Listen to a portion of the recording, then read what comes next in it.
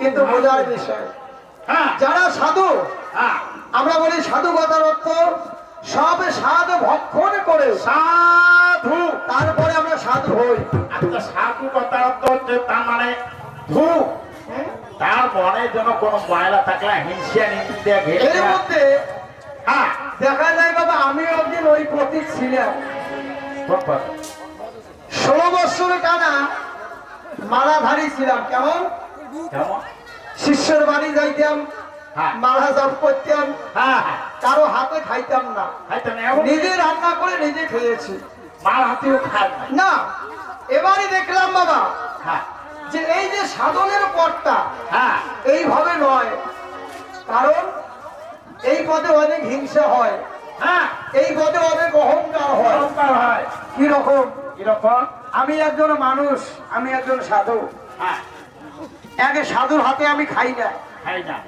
এক গরিব মায়ের বাড়ি গেলাম, আচ্ছা সে যা দিবে আমাকে নিজেই রান্না করে খেতে হয়। এই এমন সাধু হয়ে কোনো লাভ নাই, তাই নাকি? এবারে দেখলাম বাবা নিজে মনে মনে ভেবে, কি ভাবলে? যে এবার আমিষ খেয়ে মায়ের দর্শন পাওয়া যাবে কি না যাবে। আচ্ছা, এবার দেখলাম কালী পুরাণে শ্রীরামকৃষ্ণ আমিষ খেয়েই মায়ের ভজনা করেছে, যার ফলে এখনো দক্ষিণেশ্বরে কালীর বাড়িতে কালী মায়ের ভোগের থালা যখন যায়, আচ্ছা, মাছের মুড়োটা বাবা সেই পাতে থাকে।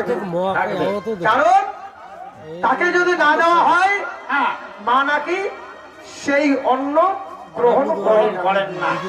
তাহলে বাবা এই যে আমরা সাধু সেজেছি, দাদুর সঙ্গে আমার তিলক কাঠা, গলাতে কৃষ্ণ, বুকেতে গোবিন্দ, নাভিতে বিষ্ণু, দেখিবারে তরে, ওরে বাবা এই তিনটাকে যোগ করলে কয়টা নাম আসে?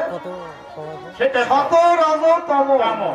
তাহলে শত রজ তম গুণ, তিনটি গুণ প্রতিটি মানুষেরই আছে, তাই না?